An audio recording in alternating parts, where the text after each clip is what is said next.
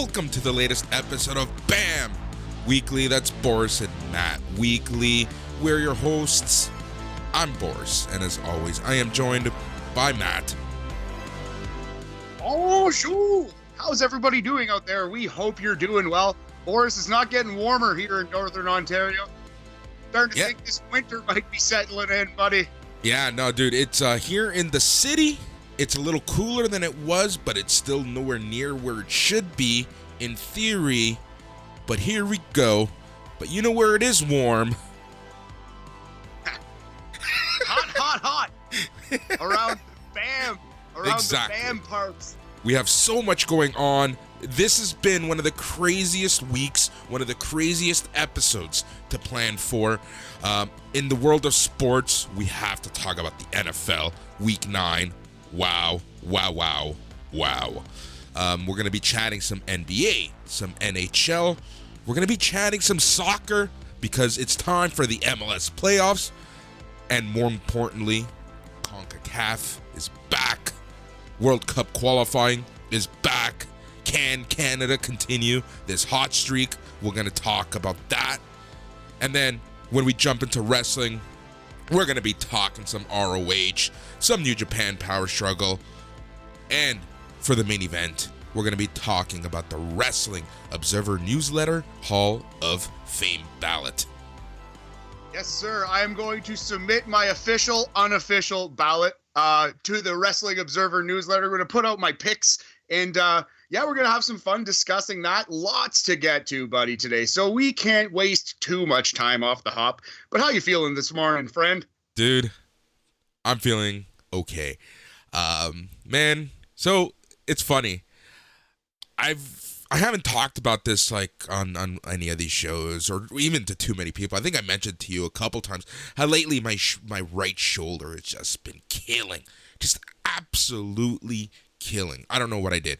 About a month and a half ago or so, I had that really bad cold, right? So I was coughing up a lung, and I'm like, okay, I pulled something on my chest. Because, like, anytime I get a cold, it's like borderline bronchitis. So I'm like, okay, this weird chest pain, it is what it is. Right. So you kind of just didn't give it a second thought because it's pretty typical when you do get a cold, right? Yeah, exactly. So, month and a half later, mid-November, and it's like still effing killing. Like to the point where, certain tasks have become very difficult. But the weird part is, like, I've separated the shoulder a couple times, even as a baby. So it's like, okay, it's like every once in a while when the weather gets cold, it hurts. But this is something different. Like right beside my sternum on my, on my chest, like it just feels weird. My back killing, my neck killing. And this has like been in the past like week and a half where it's gotten really, really bad. So last night I was out with the lady friend. Everything is good. All is good in the hood. We talked things through. It's all good. And we were just chatting, and then like she felt like my shoulder. She's like, that feels absolutely disgusting. You should get that checked out. Clearly. Oh no. Yeah. Yeah. And then she's like, you're not allowed. It's never the feedback you want. Yeah. All right. Never the feedback you want from the significant other, Boris. Yeah, significant other. Let's not get too crazy there. So, then she says, you're not allowed to text me until you send me proof you went to the doctor. I'm like, you sly SOB. Well played. So anyways, truth be told, I was planning to go at some point this week to the doctor. Things have happened. It's been super crazy for me, with some stuff happening. So I just legit have not had time. Like, when I say I haven't had time, I legit haven't had time. This isn't a guy speak for I don't want to go to the doctor. This is just a legit I have not had time. Right, exactly. And it is tough to make the time for yourself in those situations, man. I feel you. But it is important, buddy. You gotta, you can't cripple yourself out here. Yep. So go to the doctor. Go to a walk-in. because of COVID, walk-ins have, like, every walk-in is different. Some walk-ins aren't even walk-ins anymore. Some walk-ins you have to make pre-appointments. Kind of defeats the whole purpose. But here we are during a pandemic. I make a call, found this walk-in near me. Beauty. It's an actual walk-in. It's a new building. Went in, quickly registered, took a picture of my registration as proof that I am going to see the doctor. That's step one. Anyways, went to see the doctor. She asked me, first she's like, okay, blah, blah, blah, get through the formalities. And then it's like, she just touches my shoulder and she's like, this shouldn't feel like this. Again, not the feedback you want from a doctor, a physician, someone who is paid to do this. Yes, someone who is trained to, diagnose you is telling you this ain't right. So what's actually wrong with you? We don't know yet. So there is like scar tissue. They want to make sure that it is actually scar tissue, not something else. So I'm going through the whole kit and caboodle of tests. Even my thyroid is going to be tested at this point. Like everything, blood tests, X-rays. They're even doing an ultrasound, a CT scan, everything. So over the next few days, I'm gonna have fun going through the battery of tests. But she said most likely I've torn or ripped my rotator cuff, and if that's what it is, I should be in excruciating pain all the time and not be able to carry on with my day like I have been. Right. So yeah, that seems maybe extreme, but I guess we'll see. Maybe you are the toughest man who has ever lived, Boris. Maybe you're the Terminator. That's basically why I'm telling this story, because I'm letting you and our listeners know that I am the toughest man alive right now. Kurt Angle winning gold medals with a broken neck move over. Here's Boris podcasting with a ripped rotator cuff. Potentially. Yes. Potentially. I love it. That'll be our new gimmick. It's worse than our last gimmick, the Imperfects, but we'll just be the Terminators of podcasting. The Terminators of Nah, the Imperfects is still the best. Oh, yeah, man. so. I told a friend who watches wrestling about this, and they just look at me. It's like, you need a life. Well, he's not wrong. He's not wrong. Exactly. But, yeah. So that's that. And, like, literally right now, my friend, lady friend, whatever, she has no hot water. She can't shower, brush her teeth, wash her face, flush the toilet, whatever. So I'm like, hey, why don't you? Then she needs to get ready for school, right? But the spawn isn't home yet. So this is kind of like the time where she gets ready. I'm like, why don't you come over? Do what you have to do. She's like, but this is the time that I... Anyways, I'm going to shut up before I get in trouble. But yeah, never offer a solution to a problem, my friend. Well, that's a common issue that men and women run into. It's a common fight. I feel like men are problem solvers and women just want to be emotional sometimes. That's something I've definitely fought with lady friends and significant others a number of times. Yeah, man, that's life. It is what it is. I'm glad you're getting the battery of tests, though. Make sure you're healthy. We want you around podcasting with a torn rotator cuff for years, Boris. Yeah, man. No, like I said, I was planning to go. I'm not the type of guy who's like, I don't want to go to the doctor. It's like, I know I haven't been well, especially like after some time. It's like, okay, this isn't right. Anyways, how are you, Matt? Oh, I'm well. I'm heading back to the big city tomorrow morning. I've had a good little vacay, seeing some old friends and some family. Saw the grandparents, which is always very, very nice. Nice. And now I have to ask you, how are you getting home? It's funny. I actually have found a ride from a random stranger on the internet, so I hope I don't get stabbed. And, I love this. When you told me offline, I died of laughter, like legit, like a good minute of me laughing, because all I can think of is like when we were growing up, what did they tell us not to do? Speak to strangers, get into a car with strangers, and literally this is what we do now all the time. All the time, Uber, like all of the time. You know what I mean? Like it's so ingrained in my life now. I don't even give it a second thought. But yeah, I don't have a car. I usually travel with people or get rides when I come home. And yeah, I'm not stranded because I could always take a bus if I wanted to. You know what I mean? But yeah, I have found these alternate means, and I got to tell you, Boris, I'm pretty excited. He seems like a cool guy, seems like a nice guy, but that's how they get you if they're murderers, I assume. Exactly. If I hear of like, just check in with me when you get home, please. Well, oh, thanks, Dad. I will. No, No, I don't want to go through the pains of finding. I don't want to go through the pains of finding a new podcasting partner. Exactly. Yeah, no, I'll knock on the basement door, see if you're home when I get there. But yeah, man, I'm excited to get back to the big city. I actually work on Saturday, but you know what? I realized today that like I'm not dreading it at all. I actually kind of like my job. Like I'm excited to get back to work. Hopefully the one thing that kind of sucks about I work at a hobby shop and there's so much stock coming in for Christmas that every time I go into the store, like anyway, there's like a new thing to learn, a new shelf is up, and I'm just worried after a week of being away, they may have completely revamped this store, built it from the ground up, and I'll have to relearn everything. Yeah, exactly. All right, well, enough talking. We have so much to get to. Let's get to business, my friend. Yes. Enough talking. Let's get to some talking. Exactly. Enough talking. Let's talk some more. All right. Let's start with a riddle. What do the Denver Broncos, the New York Giants, Atlanta Falcons, and Jacksonville Jaguars all have in common? They'd all lose on a neutral field to the Winnipeg Blue Bombers? Well, yeah. Yeah, number one, yeah. But what else do they have in common? I don't know, Boris. I've been stumped by this riddle.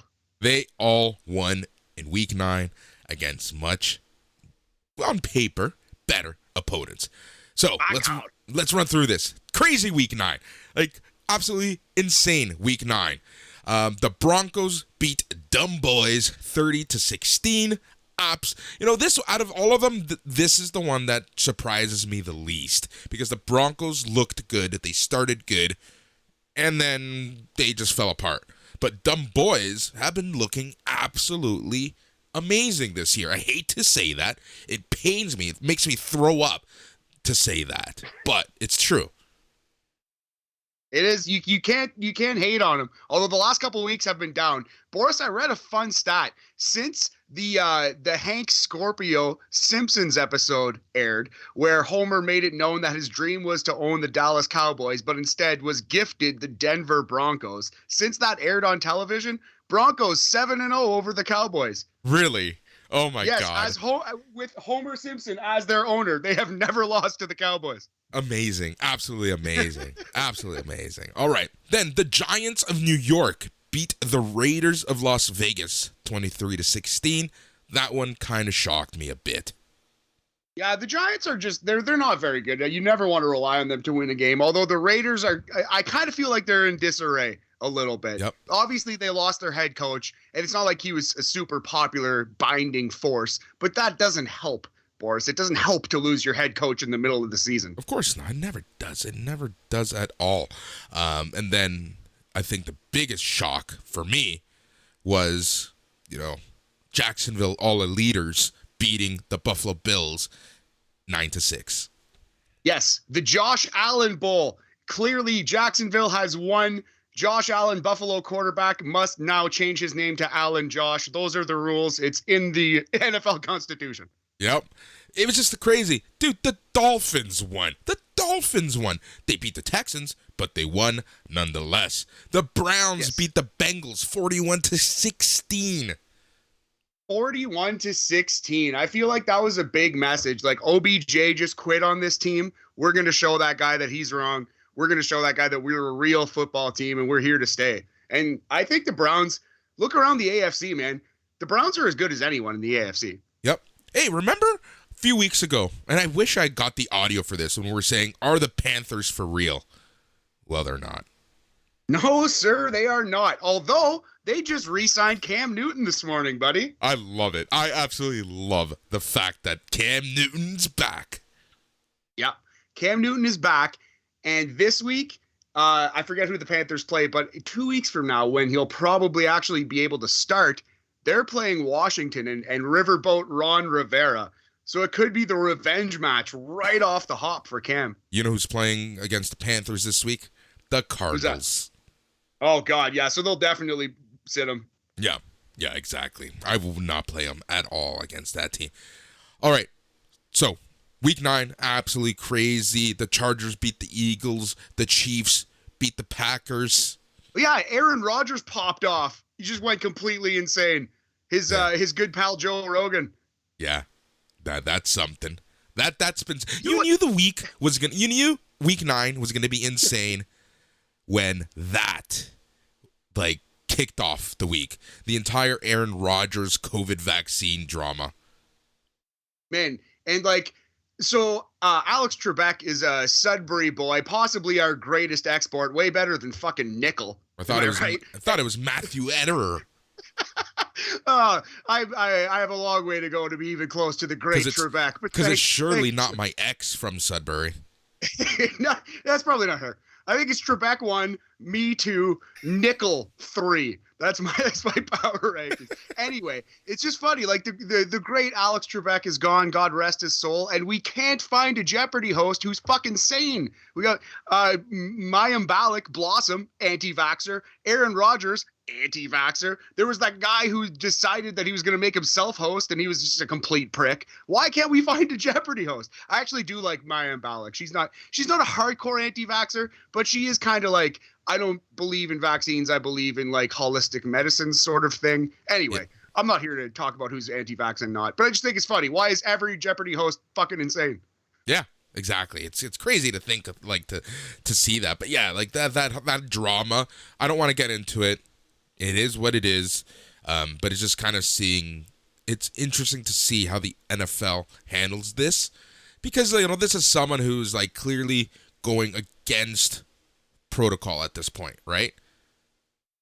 Yeah, well, it's just exactly, and openly not wearing a mask, it's just disrespectful in a way. It's your body, yes, and you can believe what you want to believe, but there are rules in place for reasons, and it's just holier than thou and disrespectful and very arrogant to do what he did in the way that he did it. Especially when you are a part of a traveling whatever. We talked about this. We talk about this about wrestling and the WWE releases.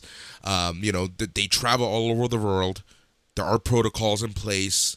The NFL, they travel everywhere in the USA. They have protocols in place. Now, can you imagine if the Packers were one of the teams that traveled to London? Oof. Yeah, well, I actually couldn't imagine the NFL ever sending the Packers to London, so no. In a away game. Yeah, maybe. Actually, before we actually move on let's briefly talk on the report that the NFL might be expanding. This is the first time we've officially seen in the media that the NFL wants to expand to 36 teams. Yes. And part of the short list is a city that both you and I know, and a lot of our listeners know, Toronto, Ontario, Canada. Also London, England, and St. Louis and San Antonio were the other two places earmarked at this moment. Surprised that Mexico City isn't on that list. That's interesting. That is very interesting. How is their love of football? Would they be able to sell a huge stadium out every week there? Mexico City, yes, 100%. Yeah. Then that is interesting. You'd think that they would try to go even more international with it, but yeah, I would think that if they do expand to London, they would have to put London in an Eastern division. I was thinking too, if we get to 36 teams, Boris, we no longer have the nice 8 divisions of 4 teams set up. We might need to switch to 6 divisions of 6 teams. I don't know how you'd break it up. It'd be interesting to see, though. Yeah, it would be very interesting to see. And look, we've seen the blueprint for an overseas international team with the Toronto Wolfpack in the rugby leagues, right? It's happened. Yes. It's not easy. Financially, it's insane. And the team is essentially set up to fail, which they did because of COVID, but they did. So, it's tough, but it's the NFL. It's not a rugby league. This is a league that just drives itself on profit and finding revenues and streams of profit. So they'll find a way to make it work. Yeah, the NFL is not lacking fundage for sure. I agree. I think they'll find a way to make it work. It will be interesting to see, though. But I bet within the next 5-10 years, max, there's a team in London, there's a team in Toronto. Yep, exactly. All right, so let's move on because we do have a lot to talk about. Let's talk about some NHL. What do you want to talk about the NHL? Jack Eichel. We have to briefly talk about the Jack Eichel trade. First and foremost, that's a humongous deal. It's I think it's a big win for players too, and just the control of their own body, because it was a huge thing that the reason why his relationship soured with Buffalo, other than the fact that he has to be traded because they were losing, was the fact that Buffalo wouldn't let Jack Eichel get a neck surgery that Eichel felt like he really needed. And Buffalo felt like, we don't want our 23-year-old number 1 overall draft pick to get a neck surgery and be ruined from it. So they felt the risk was not worth the reward. Jack Eichel, being in his own body, disagreed. And I think it's good for the league. It's good for the world that it played out this way. It took way too long. But Las Vegas adds another stellar player in Jack Eichel. They didn't give up too much to get him. And it's going to be very interesting. If Eichel gets even 85 or 90% of the way back to where he was, man, Las Vegas is going to be really nasty next year. Wow. Yeah. Oh, yeah, 100%. 100%. You know who had a pretty good Eastern Canada road swing? Who dat? Oh, I know what you're going to say. The Kings. Yeah. Your boys, yeah. Overtime victory over my Montreal Canadiens pretty recently. I got a soft spot for the Kings. Who doesn't win against your Montreal Canadiens? Boo! Boo! Dislike that comment. Unsubscribe. No, but yeah, you're right. No, I don't care. I'm looking at Shane Wright this year, homie. The draft is in Montreal. We're going to get that first overall pick. You watch, baby. Yep. They only have 3 wins. Oh, yeah, it's bad. It's a bad situation. Well, man, they made a miracle cup run based on defense, and they lost their goalie, their best defender, and a Selke Trophy-worthy defensive forward. So they lost all of their defense, and defense was the only reason that they made the run last year. So, yeah, they're completely fucked. Oh, they're screwed. Oh, yeah, they really are. Yeah, it's just crazy. Like, the NHL, I know it's early, but Panthers number 1 doesn't really surprise me. Number 1 in the Atlantic, I should say. That really doesn't surprise me too much. Maple Leafs right now are number 2. Surprising for me are the Red Wings at number 3 in the Atlantic. Yeah, they're a year or two ahead of schedule right now, it seems. But, yeah, man, definitely they have a lot of crazy young talent on that roster. You can see the pieces are there. But I definitely thought year or two away for sure. It's very early for Detroit to be doing this well. Yep. And we're in November 11th. Still, right? It's still early, but it's still interesting to see, right? And then when we take a look at the Western Central Division, the Wild number 1 surprises no one, in my opinion. It shouldn't surprise anyone. But what does surprise me are the Avalanche, 3rd from the bottom. Yeah, that is surprising. It's been a slow start. The loss of Grubauer appears to have really hurt them. They had like the nice Grubauer-Francouz 1-2 goaltending punch going, and now they kind of are not getting a save. That's really, really hurting. But Colorado will be fine. On paper, that's the most talented team, the most talented roster 1 through 23 in the NHL. I still think it's Colorado. Yeah, agreed. Again, November 11th. There's still a lot of hockey. The St. Louis Blues can tell you, even into January, hold our beer. Exactly right, buddy. Yeah. And shout out to the Calgary Flames. Shout out to Dave Brightly. They're doing well for you. So are the Oilers, number 1 in the Pacific. Man, the Battle of Alberta is going to be real fun all season, and hopefully we see it in the playoffs. Can't wait. But yeah, McDavid is out here undressing fools 4 at a time, scoring goals, leaving jock straps in the rafters. And the Flames are playing that Daryl Sutter hockey. that Yep. defensive shell. Exactly. It's crazy. It's crazy. It's kind of funny, like, that Sutter influence. Like, it's just crazy how effective it is every few seasons. And then teams smarten up, and then, they reshuffle, and then, rinse and repeat. And it seems like he's not a fun man to play for in a lot of ways, but you can't argue with the results, man. You cannot argue with the results. Exactly. So that's anything else you want to touch on about the NHL before we move on to discuss one particular player in the NBA? Yes, specifically, yes. No, it's still very early. We're going to do more and more hockey talk as the season rolls on. But yeah, the Oilers are looking sick. There's Canada's looking all right for the Stanley Cup. And I'm just excited. I'm excited for this hockey season to get rolling. All right. NBA chat. Scotty Barnes. Holy shit. Man, myth, legend already. Hook this man to my veins. You just type Scotty Barnes into Google. Here's what comes up. Deadspin article from 3 hours ago. Evan Mobley and Scotty Barnes. : whoa. Ringer. Scotty Barnes. The revolution is underway in Toronto. Sportsnet from yesterday. What is Raptors Scotty Barnes' ceiling in the NBA? This kid is out here like ripping the ball out of Kevin Durant's hands like he's a sixth grader. Yeah, it's fucking insane. This guy's defense. YouTube that video if you haven't seen it, listeners. Like, he rips it from him.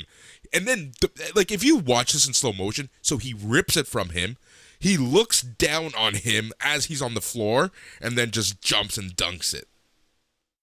Scotty Barnes is a real one. He's a bulldog. And this is why you can't really trust pre-draft, you know what I mean, like hype and whatever, because people forget now, not every Raptors fan was excited that Scotty Barnes got picked. He was, quote, a reach. It was above where people thought he was going to go in the draft. But Masai Ujiri and the Raptors team saw something in this kid. They knew he was special. They knew he was a bulldog. They knew he was a complete player. And man, he can pass. He can play defense. It's kind of like we were saying about Trick Williams on the NXT pod. He has the things you can't teach. So if you can just teach the jump shot, teach the fundamentals a little more, this guy's going to be a stud, a star. Yep. All right. So, sticking with the Raptors, I was reading this ESPN article that really was an interesting read. I read this earlier this morning. I think it came out yesterday from ESPN. This is the headline. Can the Toronto Raptors surprise NBA bettors like MLB's San Francisco Giants? Oof. To that degree, no. I don't think they're going to win 60 games and win the division. But I like where your head's at, ESPN. Yep, and this is in Andre Snelling's article, but he brings up some really good points. Like, the Raptors are the sleeper team, and essentially it comes down to, we lost Lowry. We've lost a lot of people, but we still have a young core that is built for this era. Exactly. And they've been there before. Like Fred VanVleet is scared of nothing. Yeah. Pascal Siakam, he's been a little shell-shocked in his career, but he's played big moments in the finals. So these guys have been there before. I trust them. I'd go to war with this team, as they say. These Raptors are foxhole tested, Boris. Yeah. 100%. You know who I would not want to go to war against? Who's that? The Jokic brothers. Jokic brothers versus Markieff Morris and Marcus Morris in a steel cage tag team match. What It'll be is better than going Bucks on? versus Lucha Bros. What is going on? First off, what the hell happened? I've seen video of Jokic just ramming the back of Morris. But what ended up what triggered this?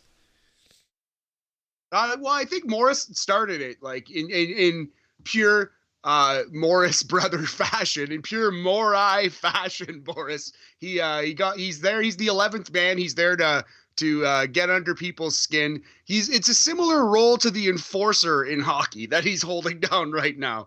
Yeah. With more fighting, as it turns out. Yeah. Yeah, it's just absolutely crazy. Just absolutely crazy. But again, the NBA is still super early on. The Raptors aren't looking too bad. The Raptors are better away than they are at home. Go figure. Well, it's a lot of pressure to play inside that Air Canada Center. What do they call it now? The Rogers Center. They call it the Scotiabank. Scotiabank Arena. That's the one. Yep. Yep. The Lakers doing Lakers stuff, the Warriors doing Warriors stuff. But the Bulls, in my opinion, have been the surprise for me. Oh, big time. $1,000,000% agree with that. And man, people don't, I'm going to be the Toronto homer. People don't put enough respect on DeMar DeRozan's name. He went there and he helped out. People thought, oh, this is going to be terrible. The Bulls are going to be terrible. No. He was obviously going to help that team and obviously push them into the playoff hunt. I believe we called that at the start of the year. I think it's going to, I think it's going to come to fruition. Yep, exactly. All right, let's talk some soccer. Let's talk some MLS. It is playoff time. The Audi 2021 Cup playoffs, as they call it. The most prestigious in all of North American soccer. Boris, this is your jurisdiction. I'll be back for CONCACAF talk. Yeah. So the MLS universe is here. We're talking some MLS playoffs. Oh my God. Yeah, I quit the podcast. Yeah, you do. All right. So this is the first year in a few years that no team from LA is in the playoffs. And I'm shocked that neither the Galaxy nor LAFC have been able to make a playoff spot because decision day was absolutely insane. That's it was just freaking crazy. New England just dominated the table, winning the Supporter Shield. The Supporter Shield is the team that wins the entire table. So first place in the league. In most leagues, that would win you the league. But we're in North America. We do playoffs. Playoffs. So the way that this works is the number one seed gets a bye from the first round, so they come in at the conference semis. So these are the round one matchups in the East. New York City FC versus Atlanta. That's a really good series. Both teams like right in the middle of the table, both hungry. Atlanta's already won a championship. New York City FC has kind of been underwhelming for the most part. So that's going to be a good matchup. Nashville versus Orlando is going to be a good matchup. Nashville, a good young team. Orlando, kind of, a little more wily veteran type team. We'll see how that goes. And then Philadelphia Union against the New York Red Bulls. Nah, whatever. It is what it is.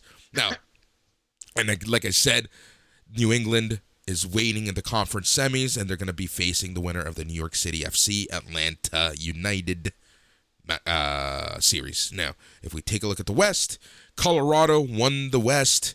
They are waiting in the conference semis. And then if we take a look at the matchups for round one, we have Portland Timbers against Minnesota United. That's going to be a really good series. Portland, the fans, the supporters are just incredible. If you ever get to watch a game on TV, make sure it's either Portland, Seattle, or Toronto.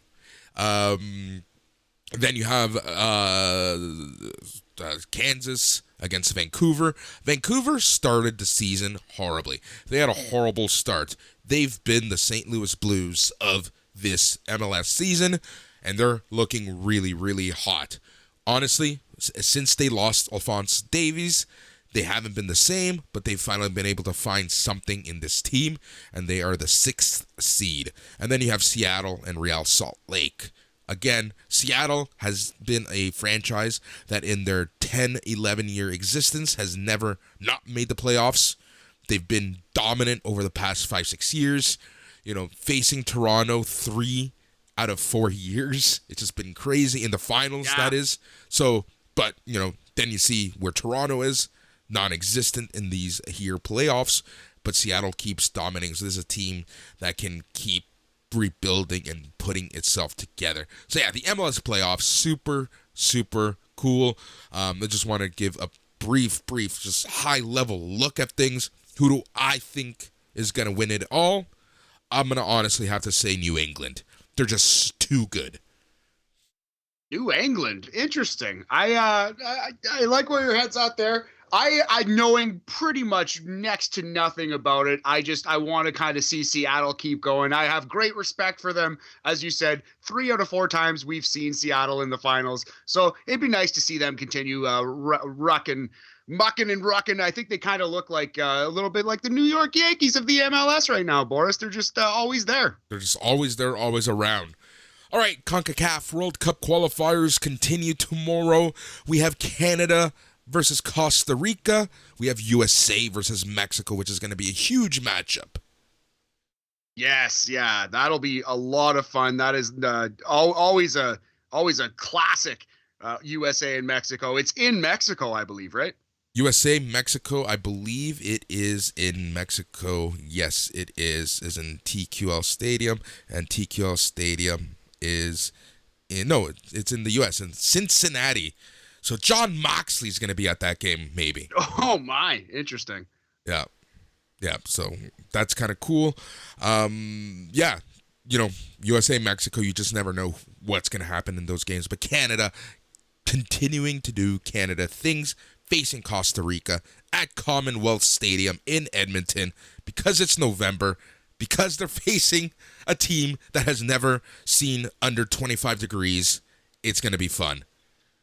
It's going to be a blast for sure. And yeah, Canada, they like you said, they play Costa Rica tomorrow, and then it is Tuesday when the next round comes, and they play Mexico, also in Edmonton, I believe, correct? Yep. So they have that cold weather advantage going for these next 2 games. Hopefully Canada can capitalize on that.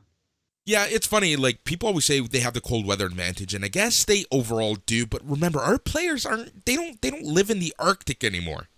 Yeah, it's a really good point. So yeah, it's just yeah, we'll see.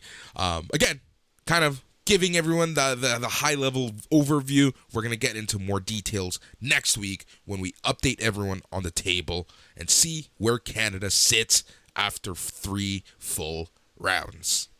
Yes, at this moment, Canada is in 3rd on that table. USA 2nd, Mexico 1st. Canada's only 1 point behind the States, and they are 4 points behind Mexico. So theoretically, if all broke down right, Canada could jump up to the top of this table. But we'll see, Boris, we'll see. Exactly, we'll see. And like we mentioned many times and will mention many times more, 1, 2, 3 in the World Cup, number 4 in a playoff against Oceania. Yeah, it rotates too. It might not be Oceania. I forget how I think they draw it. So it might be like the 5th place Europe team or perhaps an Asian team. I forget. But yeah, it's the 4th place team plays a playoff. And that's their entrance into the World Cup. But 1, 2, 3 are automatically in.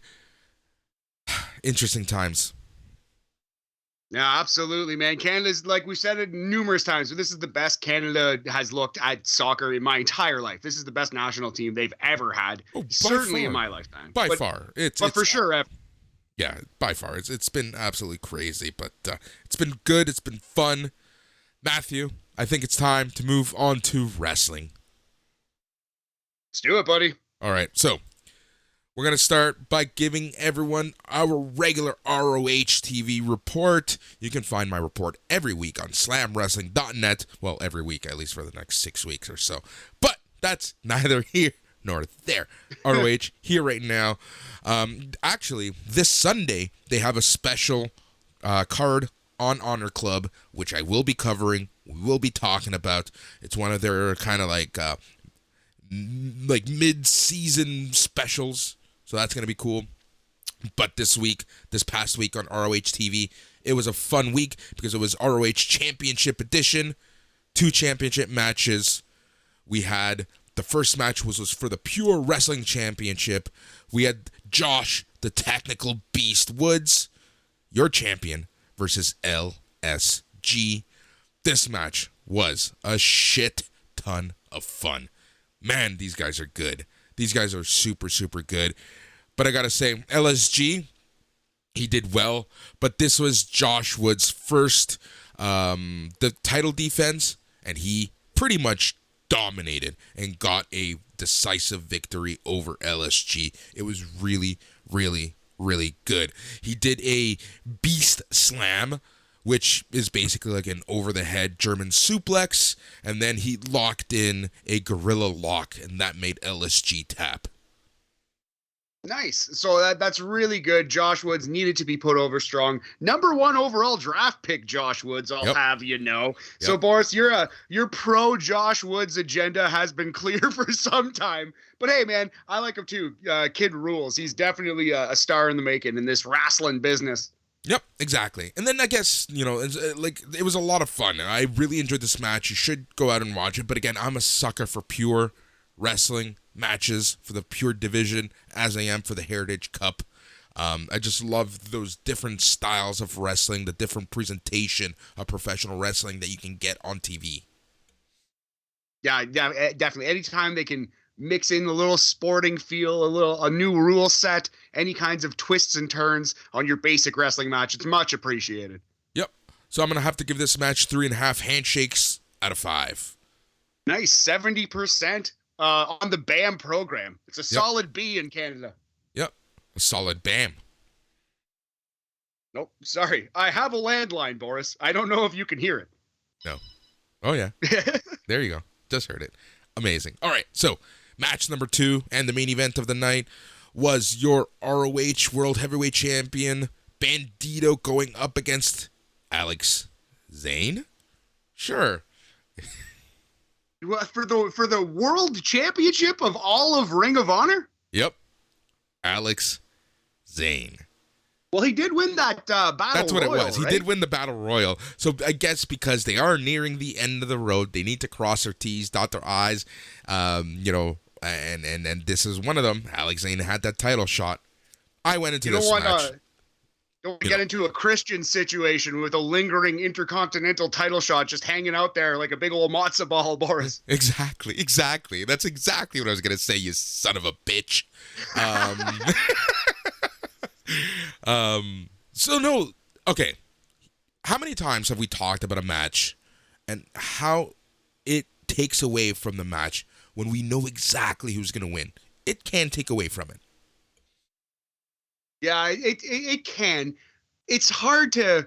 It would be actually impossible for a wrestling company to be able to 100% of the time have an outcome be in doubt. You know what I mean? Like obviously some champions are gonna have to go over strong, but it does. I know what you mean, man. It does kind of hurt it. Like when you flip Bandito versus Alex Zane on the television, you kind of know. You just kind of know.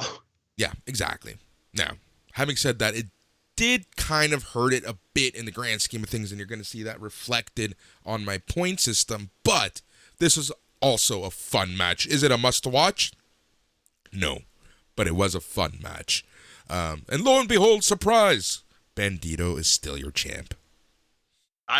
Damn it. I guess I owe you $1 million, Boris. I put in a terrible bet. No, it makes a lot of sense. Obviously, it was never in doubt for a second. Bandito obviously was not going to lose the world title to Alex Zane on this random episode of ROH TV. Yep.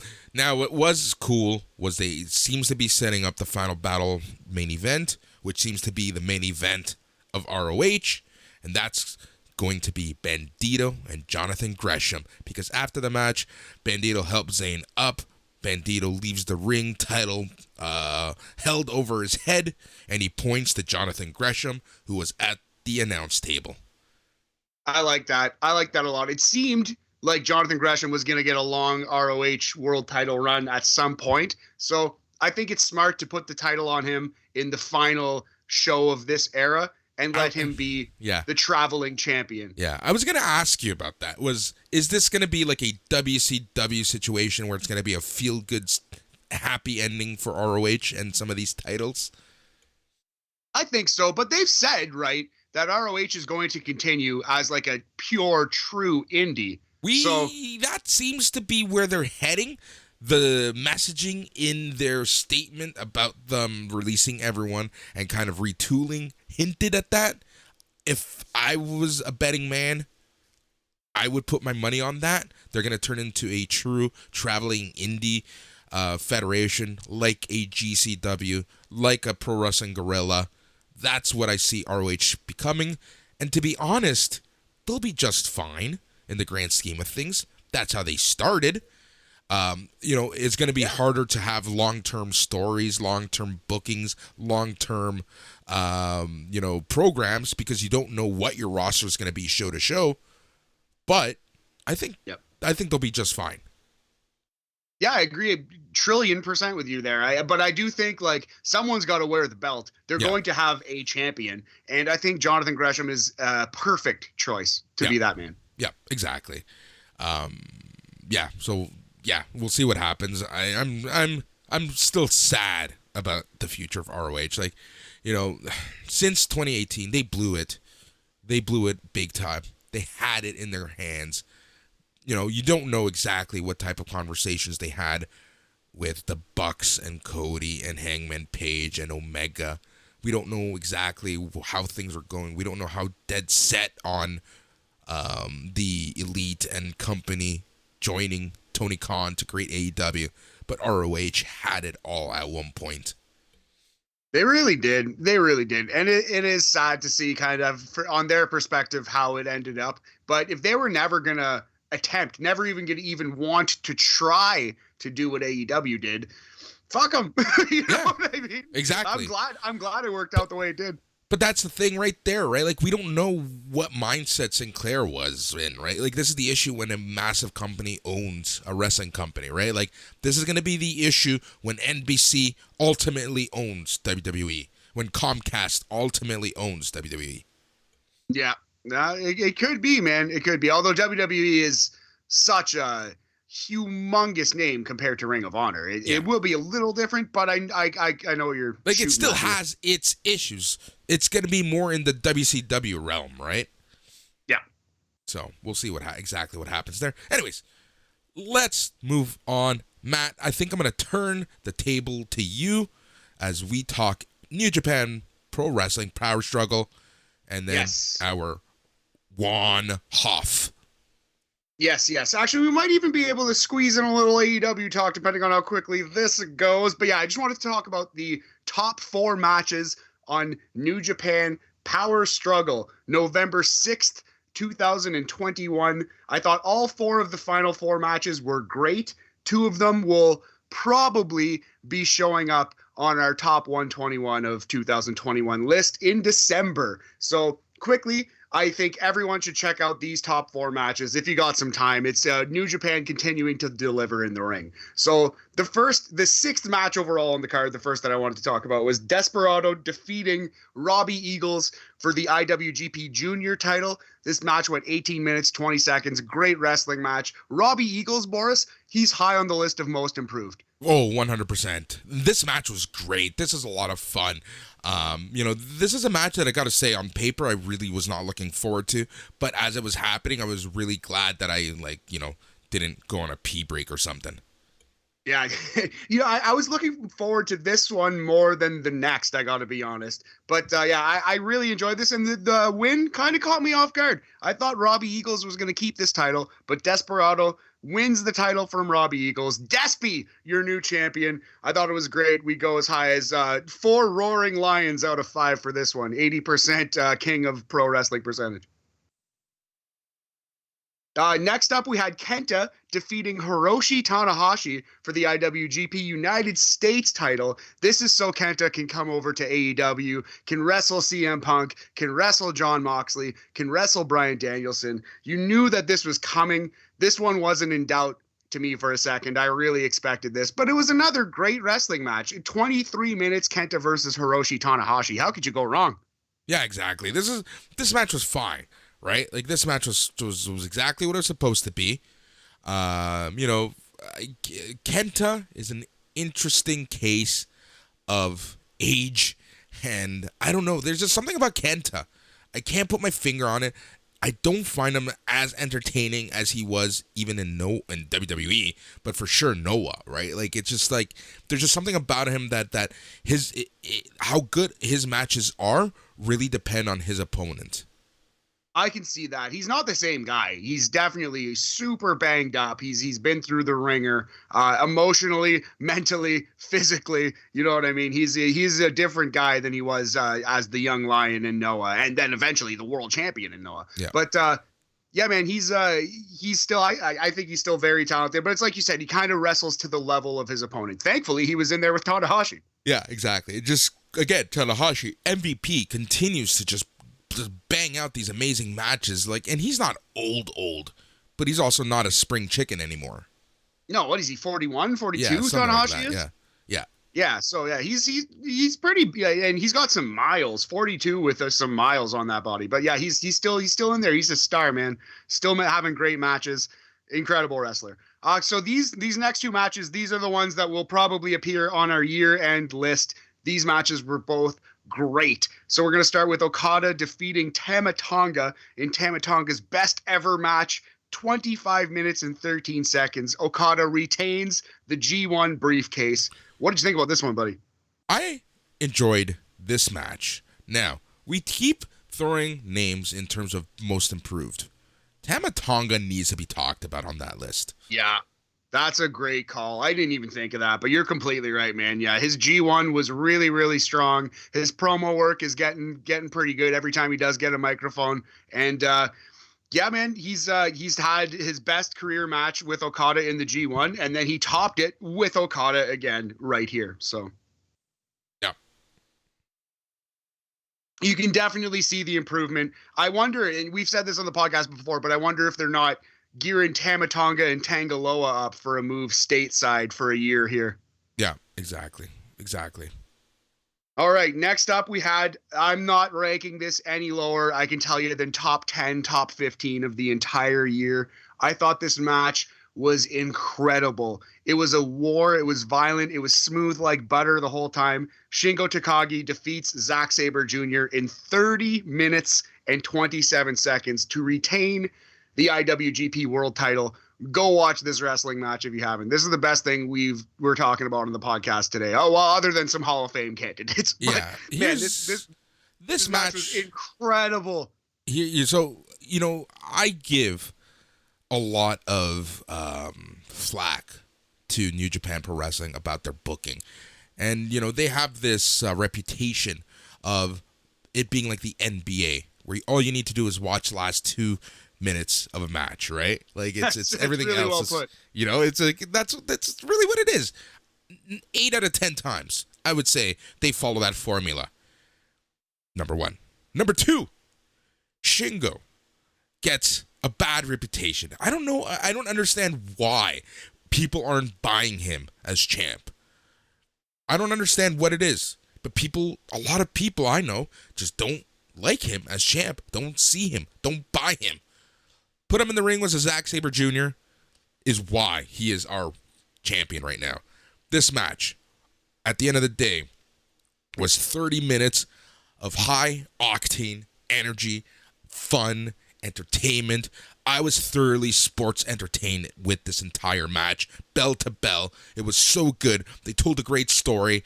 And I know that a lot of this had to do with Zack Sabre Jr. Every Zack Sabre Jr. match has a great story just because you don't know what he's going to do next, But Shingo, like the story that they were telling between Shingo and Zack, where Shingo kind of had to stay a step ahead of Zack Sabre Jr. and not be in one position for too long, and he kept moving, and he tried to overpower him, and he tried to outsmart him. The storytelling over the 30 minutes of this match was fantastic.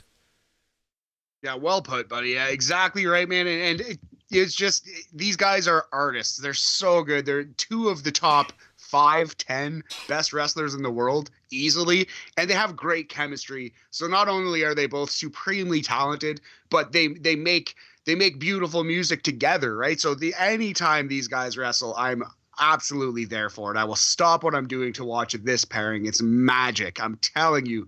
Go watch this wrestling match. If you take nothing else from this podcast, watch Shingo versus Zack Sabre Jr. I would go 4.25 for Okada and Tama Tonga, and a safe 4.5, 90% for Shingo versus Zack. 100%. This match, yeah, I'm gonna have to agree with you, but I would go half a point or quarter point higher, maybe, just because I love the storytelling. I feel you, man. Yeah, I might have underrated it at 4.5. I'm telling you, 30 minutes, it felt like 10, felt like 15. Yeah, exactly. Man, no, this match was so good.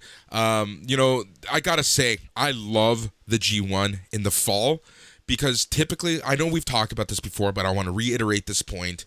After the G1, it seems like everyone goes on vacation. We had Power Struggle or King of Pro Wrestling in October, and then we had the tag leagues to end the year. And it was like, you had a couple important matches, but right now the stories that are going into Wrestle Kingdom are fantastic. You have, the retelling of Ric Flair and Hulk Hogan from 1991 with the real world champion Okada and Shingo as the faux champion. Depends how you want to see it, but that's essentially a story that Okada's telling you. And it's just a wonderful story there. You have Tama Tonga, and I can't believe I'm saying this, who is by far one of the most improved wrestlers, who should have a featured match in Wrestle Kingdom. Zack Sabre Jr. should have a featured match at Wrestle Kingdom. I'm super excited for where New Japan is right now in November. You know who might have a match at Wrestle Kingdom? And stranger things have happened, but Katsuyori Shibata. Yes. He came out. He said we're going to see him again. They got some things up their sleeve, buddy. New Japan is they're after what was a terrible last 18 months. I think New Japan's rounding back into form at the exact right time. I think so too. There's one thing where New Japan really needs to curtail. That's Bullet Club bullshit. Oh, yeah. I think every fan who has seen more than one New Japan show over the last, 2 years, I think they would agree with you, buddy. Yeah. All right. So Okada is coming stateside. Yeah. Best friends. And we're going to see. Okay. Sorry. Yeah, best friends are part of Chaos. I know what you're driving at here. What the hell was that? Like that came out of left field. We're gonna get Orange Cassidy in New Japan, maybe. I'm super for it. What is this, DDT? Oh my god. I can't wait to see the Puro fans go apeshit angry over this. Dude, I'm sorry. But do you know what a dream match for me actually is? What's that? Orange Cassidy versus Toru Yano. Oh my god. I didn't even think of that. Orange versus Yano. That's going to happen for sure. We're probably going to get Orange Cassidy versus Raisuke Taguchi, the funky weapon himself. Yes. I think yes. We're in for some fun. I think we're in for some fun. But yeah, also, and I think where you were originally can I say my line? Because I think my line was the best. We're getting the match nobody asked for and nobody wanted. That is untrue. Nobody asked for? Yes, that is inarguably true. Can't argue that. Nobody wanted? You're wrong, Boris. The match that you're talking about, Kazuchika Okada versus Buddy Murphy. Let's do it. Yeah. No, I'm good. What do you mean? Yeah. I'm good. Buddy Murphy, the current Buddy Matthews, he's Junior Okada. He's Diet Omega. He's Diet Kenny Omega. He wrestles like Kenny Omega. He uses like 7 of Kenny Omega's moves. I think it's going to be a lot of fun. I think it's going to be a great match. I think it's going to be a good match. Let me be honest here. I think it's going to be a fine match. Buddy Murphy is one of the most underrated wrestlers in the world right now. Remember his match on SmackDown in Toronto after SummerSlam against Roman Reigns?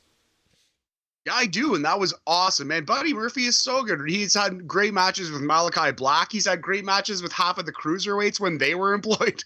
Yep. Fuck me. Here's the thing, though. For Okada's first match stateside in so long, you have a ton of wrestlers on the strong roster, like Brian Lawler, like Brody King, there's so many to name. I can name so many, and you pick Buddy Murphy. Well, this way you don't have to beat Filthy Tom, or you don't have to beat Brody King. You know what I mean? And a loss to Okada, wouldn't hurt somebody. It can only help your career. I'll even take TJP versus Okada at this point. Oh, you see, like that's what I mean, though. I can understand, I can understand, like, oh, I'd like to see Filthy Tom Lawler, or I'd like to see a Brody King, I'd like to see a bigger star. But if you're gonna throw TJP, Chris Dickinson versus Okada. Get out of here! If you're gonna throw Chris Dickinson or TJP in there, it might as well be Buddy Matthews, man. I'd much rather see Buddy Matthews than TJP versus Okada. Not for his first match. Not for his first match.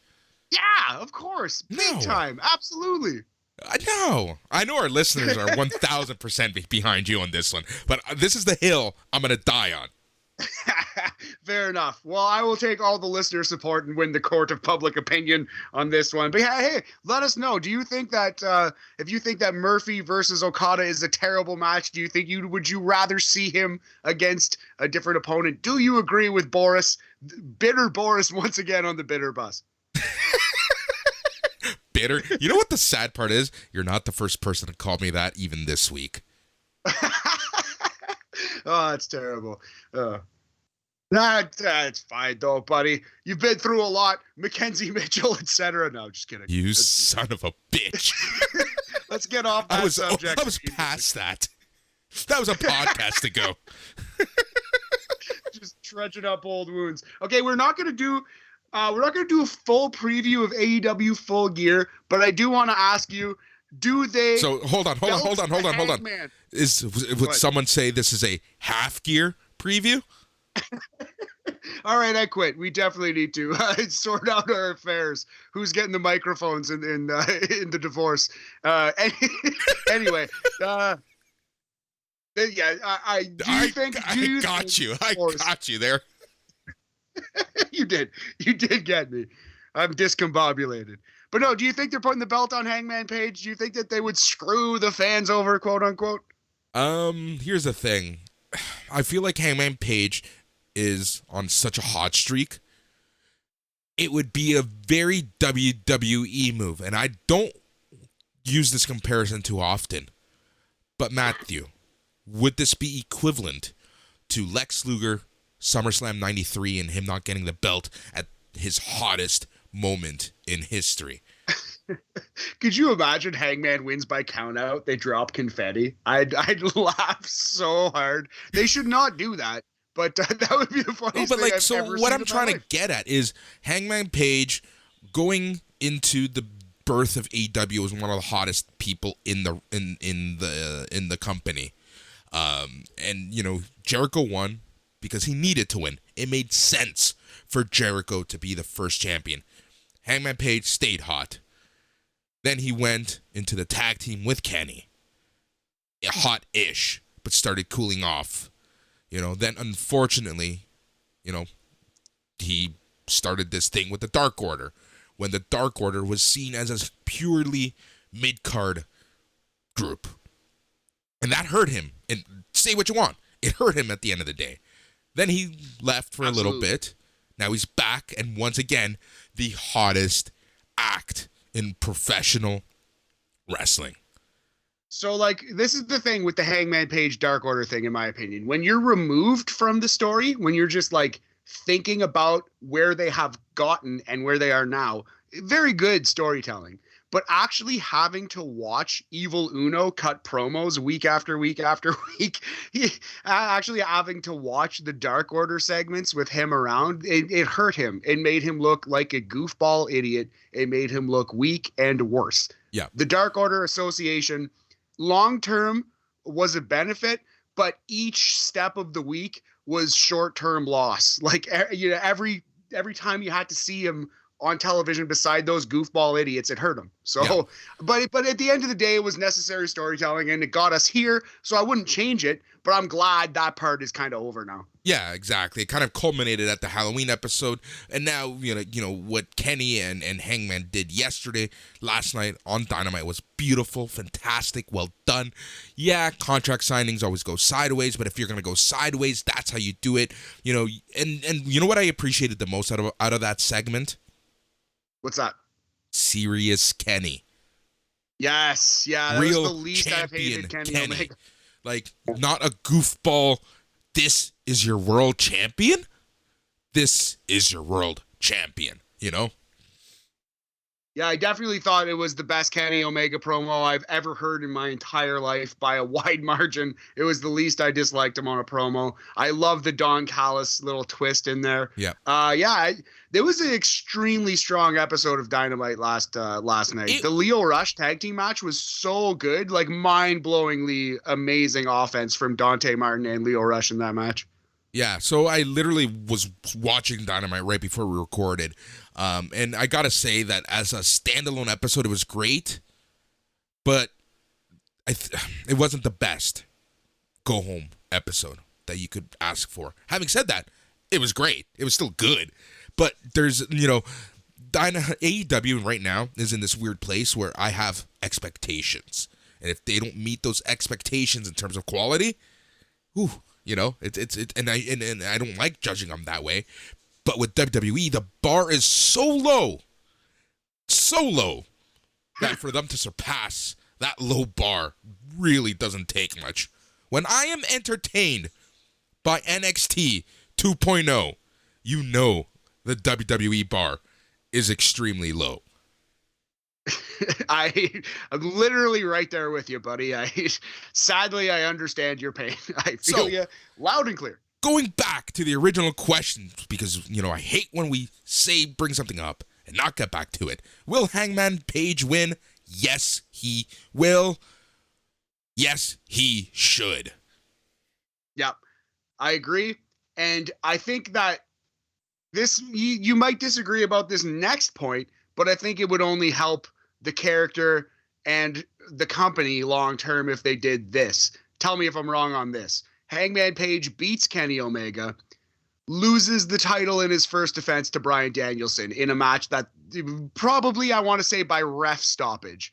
Bryan Danielson turns heel a little bit in the process. It's kind of a little similar to Bret Austin, but it's not a double turn. But that Bret Hart bloodying, battering his opponent and him passing out in a submission hold, I kind of see that being the way Hangman Page loses this title, and I think it happens pretty quick. I'm fine with that. Now, it's funny that you say that because I feel like that's what Jon Moxley was going to do. Ooh, interesting. Think about it. Like, look how he beat 10.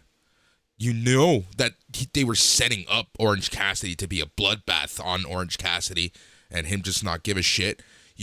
I had a feeling that at Full Gear, he was going to just decimate Danielson, and then he was going to decimate Hangman Page when he gets that title defense.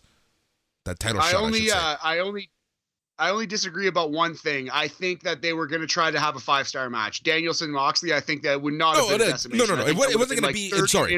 Sorry. It wasn't going to be a destruction like a 10, but the ending of the match was going to be brutal, and after the match, he was just going to go full on chaotic. I could see that.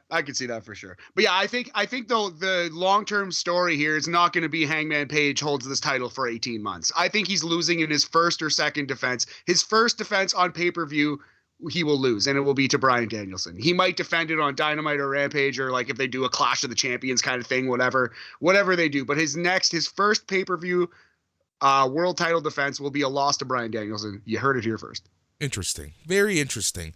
I can get behind that 100%. But now some listeners are saying, but Boris, you were upset when Christian Cage lost his belt right away to Moose.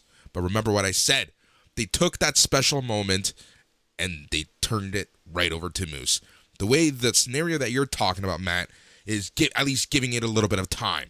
And I'm fine with that. Exactly. To tell a long-term story, to have that chase again, I think would only improve not only the product, but the love for Hangman Page. 1,000,000% right. He could, if done correctly, he could be the real, above the quote-unquote 4 pillars, he could be the real homegrown star of AEW. And I don't think that him losing the title early would hurt that. I think if done correctly, it could help it. They could be another chase, like you said. He could be their Stone Cold Steve Austin. He isn't quite, but he could be. Let's look at the optics. Let's take a step back and look at the optics of this, right? You have AEW right now is in a really particular situation because they're trying to build new stars. But they have stars from other companies. They have stars of yesterday, today. CM Punk, Bryan Danielson, Even John Moxley, I'll add to that list. Chris Jericho. They're in a really particular situation. They don't have a standout homegrown star just yet. So, if we're looking at this from a pure sports point of view, Bryan Danielson should be able to kick the shit and beat Hangman Page in a title defense. So then we get to the chase. We get to the chase, and then your homegrown star rises to the occasion and beats the star from other companies. Exactly. Tale as old as time, Boris. I think they could really make that work easily, for sure. Yeah. This is a like, how many times did this happen in the territory age? I wasn't alive really, but I assume. No, but numerous. We've heard stories of like how this is a somewhat common thing that they would do, right? So it's just rehashing something because at the end of the day, AEW fans are smarter than other fans. They know that these people existed in other companies and they know the history of a lot of these wrestlers. So to have someone like Hangman Page, the optics of him, this homegrown talent, finally beating the WWF guy, say what you want, that's what Bryan Danielson is seen as, so I think that would be huge. Yeah, man. But you can't. I think it could help AEW greatly for Bryan Danielson to actually get that first win and hold the title for a very long time, do his ROH title run, but on the grandest stage, the second grandest stage. Yeah. One question. Is AEW getting too deep cut in some of the references and promos and storytelling that an average viewer is going to be like, what are they talking about? And change the channel. I don't want to spend too much time on this because we're already running out of Hall of Fame time. But yes, in a nutshell, I hate the budge stuff. I hate it. I think it's a turnoff. I think John Silver, God bless him, he's funny, but he's not funny enough to make that work. Like, that's not working for me. Yes, they're too inside. But being inside isn't necessarily terrible. It does make you want to, it makes the uneducated viewer want to explore. Yeah. It makes them want to, like, what are they talking about? But sometimes it's just like, this is confusing and dumb. Exactly. Like, I don't get this. To put a bow, you know what I mean? To put a bow in this and wrap it up, because I do want to give some good time to the Hall of Fame chatter, and that's the MCU. The MCU doesn't explain everything to you. It's up to you sometimes to go and do your own research, and I think that a real fan is going to actually want to do that. If you're curious enough of a fan, I should say, not a real fan, if you're curious enough of a fan. But there is a line, and I hope that they kind of tread that line a little better, but there have been a little too many deep cuts happening on AEW, just, for my liking in the grand scheme of things. I 1,000,000% agree with that. Yeah, it doesn't make you a bad fan if you don't want to go seek out everything and you're sitting there with like the Charlie Day meme. You know what I mean? Yeah. You're not going full Pepe Sylvia trying to break down every possible storyline. That's fine. You don't have to be insane about it.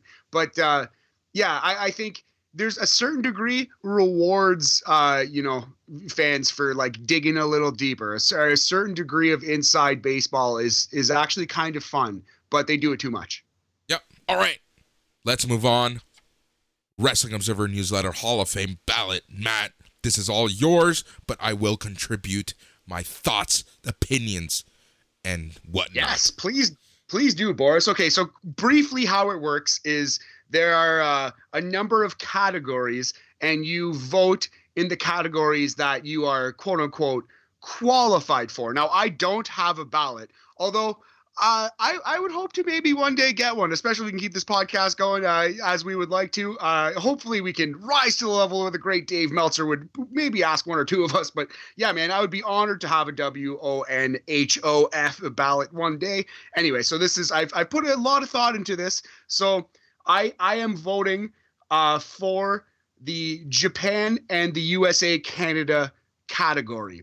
I won't be voting for historical, but I think inarguably, June Byers should be in the Wrestling Observer Hall of Fame. It's crazy that she's not. Anyone who's voting historical, please vote for June Byers. That's an unofficial addition to the ballot.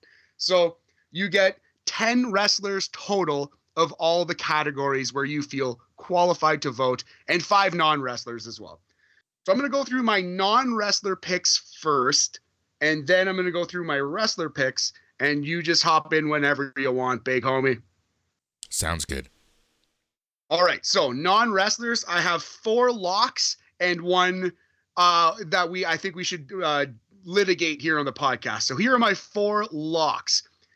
First, shout out to Ethan Tyler, who's a wrestling historian. He posts on the Wrestling Observer newsletter board, the forums.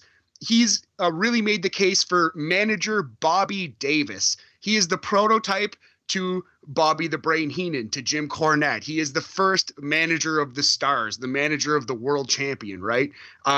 He was the manager of the great Nature Boy Buddy Rogers, Bobby Davis was. And he's made a really good case online about how Bobby Davis should inarguably be in the Hall of Fame. He is the OG manager, basically. So he's won me over. I would vote for Bobby Davis. Stanley Weston, founder of Pro Wrestling Illustrated, hugely influential. Just on that alone, he's a Wrestling Observer Hall of Famer. But if you look into him, he was a fight connoisseur. He's already in a International Boxing Hall of Fame. So yeah, I think he's definitely a lifelong fight fan. Started PWI, and I think he deserves to be in. Jim Johnston, musician extraordinaire for WWF. He's got to be in. He wrote the soundtrack to our youths, Boris. Oh, 100%. 1,000%. And I hate when people say something over 100%, but 100%, this man is huge. 101% agree with you, buddy. And another no-doubter, non-wrestler Hall of Famer, I think, Reggie Parks, the belt maker. If Jim Johnston wrote the soundtrack to our youths, Reggie Parks may have, provided the backdrop. Some of those belts, the Winged Eagle alone, Hall of Fame worthy, right? Exactly. So those are my 4. Here's the 5th, Boris, that I have on the borderline. And I'm thinking his work over the last couple of years in All Elite Wrestling has pushed him over. I think Tony Schiavone, is he a Hall of Famer, yes or no? Yes, 100%. Look, he was in a particular position in WCW. By the end, he just didn't give a shit, it seemed like, and, he pretty much said as much, right? But this is a man that has been the voice of so many decades, left the business, started podcasting, reinvigorated his love for the business, and in my opinion, without Tony Schiavone, AEW would not be where they're at, because he adds that journalistic integrity to whatever he's doing. I think that's well put. And Jim Ross, I think he gets too much flack. I think Jim Ross is doing a way better job than people give him credit for, but he couldn't do it alone. Yeah, exactly. So yeah, if you think Jim Ross is losing a little bit off the fastball, and he is doing that's true. But Tony Schiavone has been there to pick up the slack. Tony Schiavone has not lost much off the fastball, if any. So there's my 5 non-wrestlers. Jim Johnston, music maker. Reggie Parks, belt maker. Bobby Davis, the OG Bobby Heenan manager. Tony Schiavone, excellent interviewer and commentator. And Stanley Weston, founder of PWI Magazine. That's awesome. All right. I like it. All right. Beautiful. Thank you for that, friend. Let's move on to the USA Canada slot here. So I was thinking about it hard, and we're going off the post, not on the list, but worth mentioning. Honorable mention. Both Edge and Rick Martel. I think Edge, I'm fine with him being the Hall of Fame bar. The actual bar, if you want to say you must have had a better career than Edge to make the Hall of Fame, I'm okay with that. You might be able to talk me into him being in because he's such an incredible promo. He's such an incredible wrestler. He's done a lot of good work, but maybe he's not quite at that level. We can discuss that. What do you think about Edge's case? I think Edge is one of those guys, and I think what makes his career like Hall of Fame worthy is the comeback. I think that if we take a look at his pre-injury career, it would be borderline Hall of Fame. He did some amazing things. He came from like this unsuspecting position to world champion to headliner. he did it all. And who would have thought that he would? Like, let's be honest, right? When we saw Edge show up, cosplaying as Sting, who would have thought that he had the career that he did pre-injury? Now, post-comeback, come on. He's done some of the best mic work. He's had some amazing matches. He's at a level of that only few have been able to reach. Artistically, I agree with you, but then you can argue, but he's never been a good draw, and that's been exacerbated since he's come back. He's not a ratings draw. He has not, even when he came to NXT, the rating was like depressingly, shockingly low, and there are holes to poke. He's a wrestling fan's wrestler. He's not mainstream in that sense. I 1,000,000% agree with you. So, actually, there's another name that I cut. Because he's a little bit of the opposite of Edge, Goldberg. How do you feel about Goldberg's case? Because for 2 or 3 years there, he's an inarguable first ballot Hall of Famer. Yeah. He was so popular, and he was such a real draw, but does not really have any longevity. So how do you feel about Goldberg? The longer he stays around and wrestles and has matches, the less of a case he's making to be a Hall of Famer. Like, that's if he came back and did that one match against Brock Lesnar in Toronto, Survivor Series 2016, I could say maybe, just because that was huge. But yeah, if his entire comeback was only the WrestleMania and Survivor Series Goldberg or Brock Lesnar matches, yeah, I think maybe. But yeah, the diminishing returns of him coming back might actually be hurting his Hall of Fame case at this point. That's interesting. Yeah. Another name that I cut, Rick Martel.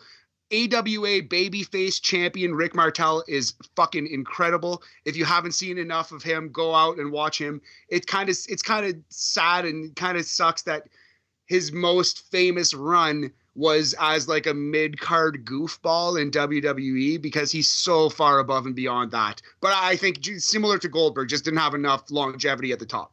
Yeah, unfortunately, I think you're right there. Yeah, it's sad that what we know him best as in our youth was mid-card goofball. The Camp Puncher face match against Shawn Michaels, SummerSlam 92. Like, that's what I know. That's what I know Rick Martel as. That and the blindfold match, WrestleMania 7 against Jake Roberts, right? Like, that's sad. Yeah, it is. It's sad's the wrong word, because it's fun. It's at least he's in our memories. But it's unfortunate. It sucks. Maybe it is sad, man. Yeah, it is shitty. It is kind of sad. So to quote the great Mo Sizlak, instead of telling us what it ain't, how about telling us what it am? And I'll tell you who is in the Hall of Fame on my ballot. So for sure, no doubt in my mind, shocked that they're not in already, Hardy Boys have to be in for influence, for longevity, for just the fact that they're one of the best top 5 tag teams who has ever lived. How are they not in the Hall of Fame yet? I think, you know what it is? It's because they're still around. Yeah, maybe. And yeah, they might be getting punished for that fact.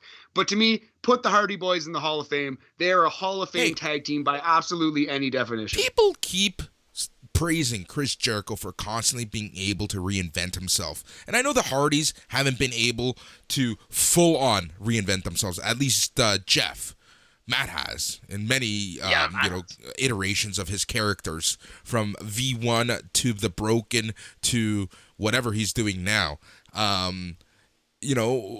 These guys have stayed relevant for 20 plus years. Yeah, exactly right. And they're still doing good work. And their influence is almost unmatched on this list. But here's a question, Matt. Is Jeff Hardy's current run in WWE and the way that he's being booked hurting his case for the Hall of Fame? Maybe, but this isn't separately, right? This is as a team. Yes.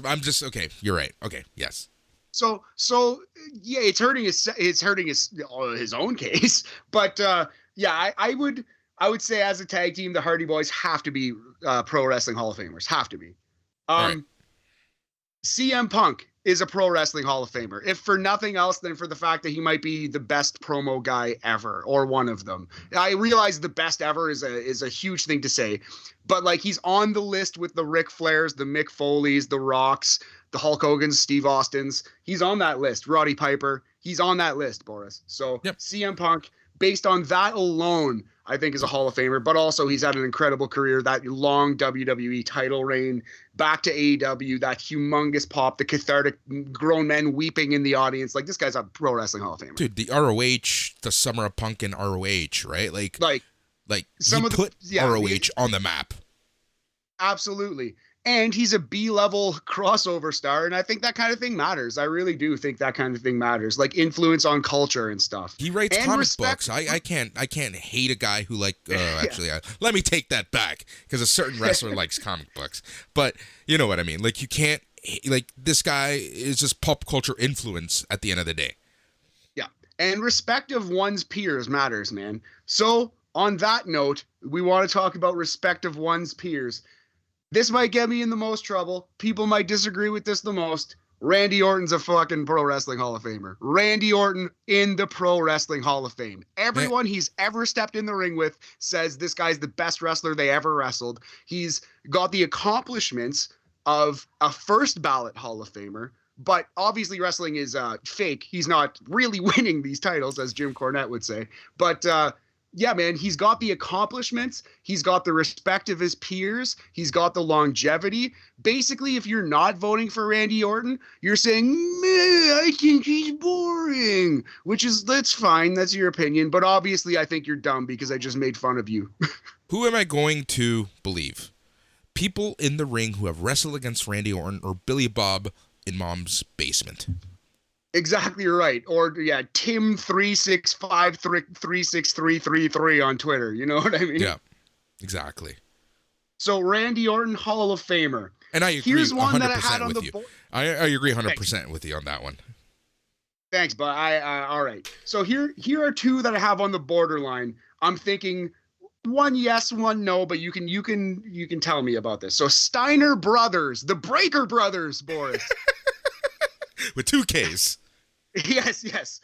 I'm putting them in. I think they traveled all over the world. They had incredible matches. They have an argument for being the best in-ring tag team ever.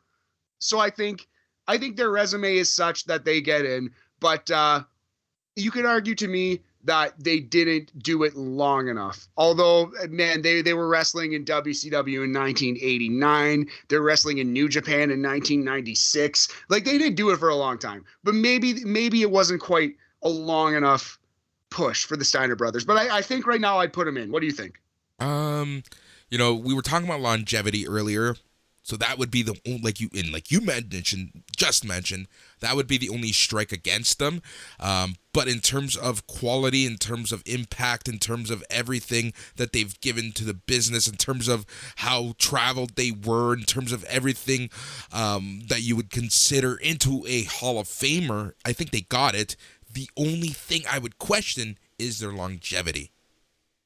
Exactly right. So that's the black mark on them, but I'd still put the Steiner brothers in the Hall of Fame. So Hardy Boys, CM Punk, Randy Orton, Steiner brothers in. Those are the ones that are in on my U.S. ballot. As I said, I wrestled with Edge. I wrestled with Rick Martel and Goldberg. My hardest cut from the U.S. ballot was Paul Orndorff. I think that he has a slightly better case than Goldberg, but is the same problem. Bright heights. But the rest of his career, I don't think is a Hall of Fame career. I think he had 2 Hall of Fame years. You know what I mean? 86, 7, 85, 6? Yeah. Yeah. Maybe 3, 85, 6, 7. But yeah, definitely 86 is a Hall of Fame year. But like, if we're putting Paul Orndorff in the Hall of Fame for his 1986, then we have to put Goldberg in the Hall of Fame for his 1998. We have to. We have to. And you should probably put Ultimate Warrior in the Hall of Fame for his 1990. And you should probably this, and you should probably that. So I think Paul Orndorff is no. He is a no, along with Edge, along with Goldberg, along with Rick Martel. What do you think? Yeah, you know what? You're too logical sometimes, Matt. No, like the logic that you present, makes sense there. It's unfortunate And maybe we don't know wrestling. Maybe we don't know. We're not historians enough to speak about Paul Orndorff, right? But from our point of view, you and I basically have the same history when it comes to at least North American wrestling. I would agree with you. Yeah, I think so. And the whole point of this exercise is to read more, is to become more educated on these things. So please, like, if you're out there and you think that Orndorff is a no doubt Hall of Famer, please let us know. I'd like to hear it. But yeah, to me, I think he's getting in for his incredible 1986, and I don't think that's enough. Yeah. All right, so those are my 4 U.S. choices: Hardy Boys, CM Punk, Randy Orton, Steiner Brothers. I have 5 choices in the Japanese category, which means I'm only using 9 of my 10 possible Hall of Fame votes. But you're allowed to do that, and that's where I'm at. So Japanese choices, number 1, Okada. No brainer. If you don't vote for Okada, you're doing this wrong. Yeah, exactly. Number 2, Kota Ibushi. A little closer, but I think when all is said and done, the style that he works, it's incredible that he's still wrestling. He works, if you actually look at the athletic feats that he's done in the ring, he's working like Dynamite Kid on Fast Forward, like those guys who broke down early. He's working so much crazier than them, and he's still in there. He's still doing it. Obviously, he just got injured doing a Phoenix Splash. But I was gonna say, where is he right now? He's on the injured list right now. But like, he's I think Kota Ibushi has done enough to be a Hall of Famer in professional wrestling. The other thing about Kota Ibushi, you put him in DDT against the most ridiculous of things. In the most ridiculous of things, he does great. You put him in Kaiju Big Battle, he will do great things, and that's actually happened. FYI. You put him in the World Wrestling Entertainment Company, and he does good things. Exactly. You put him anywhere, he does good things. You put him in a tiger mask costume, he will do good things. That's why he's a Hall of Famer. Exactly right, buddy. Speaking of that, here's somebody who has no character, really, no push, really, basically no real accomplishments, except for the fact that he might be one of the best wrestlers to ever live, and that's Tomohiro Ishii. Ishii is a Hall of Famer in pro wrestling.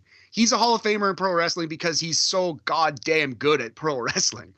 He's so good, he makes it look easy. Exactly, man. He does it with elbows and clotheslines and suplexes, and that's it. Yep, exactly. Somewhere Dan Laransky is cheering for that pick. Awesome. Yeah, Ishii is a Hall of Famer for sure. Now, here are 2 that are a little maybe off the board, but I hope I can justify them. Number 1, Meiko Satomura. I think she's not only is an incredible trainer, and her influence now on the WWE roster is clear, but she's been world champion against men. She's wrestled for 20 years all over the world, is still an absolute top-notch, top of her game wrestler. It still, to this day, means a lot just to get into the ring with Meiko Satomura. I think Meiko Satomura is a Hall of Famer. I think if you look at her resume, the totality of the resume, Boris, it's unfuckwithable. Meiko in the Hall of Fame. Okay. Earlier, we were talking about longevity. Not only has she had a long career, but she's been world champion everywhere. Everywhere. Forever. You want to talk about longevity? She was on Nitro. It's a really good point. In like 95 or 96, in the early Nitro. Not at the end. Yeah, the early Nitro. When WCW cared about wrestling and being the center of the wrestling world. Absolutely wild. So yeah, Meiko Satomura is in. And here's one that somebody that I wish I knew more of, but through their influence in what was known as Lucha Resu, Boris, I believe he started Dragon Gate. I believe he's one of the all-time most influential, small, high-flying wrestlers in Japanese wrestling history, and that's Chima. I think that he is a Hall of Famer.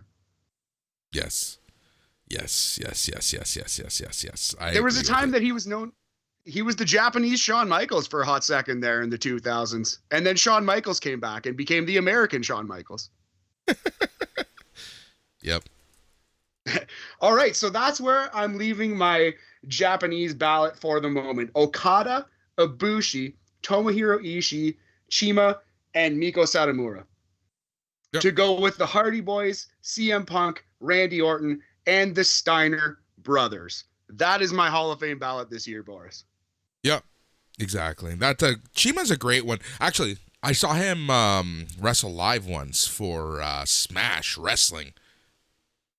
Oh, nice. Yeah, that's awesome. When he was I definitely did not catch that. Yeah, when he was with OWE. Would have loved to have seen him live. That's a great show to catch. I think the best Smash match that I caught was AJ Styles versus Chris Hero. That was dope. That match was fantastic. I was there at that show. That was at the that like weird warehouse in Etobicoke, right? Yeah, what was it yes it was. I forgot what it was called, but it certainly 1,000,000% was. Yeah, like that meat packing plant or something. I don't even know what it was. That's hilarious. Yeah, it was definitely a strange spot in a strange location, but I did see that match for sure. Oh, awesome. I love it. All right, man. So yeah, that's my Hall of Fame ballot. Dave Meltzer, get at me. I'd be honored to submit it officially.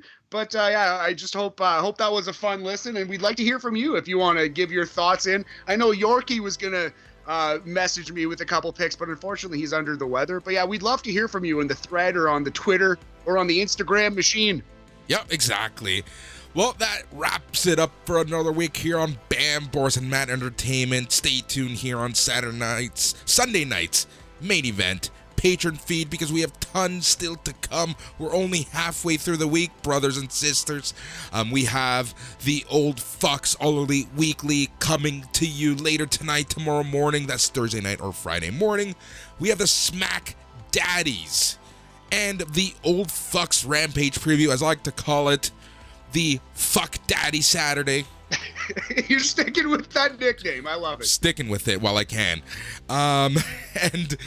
So the Smack Daddies obviously chatting SmackDown. The Old Fucks obviously rampaging at clouds, because that's what old people do.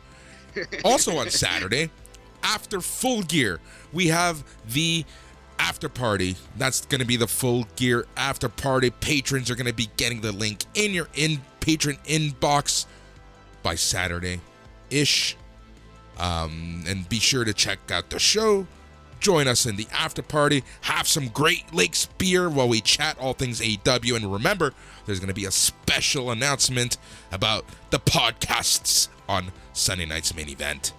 And then on Sunday, you're getting Jason Agnew as he returns back and gives us the regular Mothership show. Tons here. Tons to do.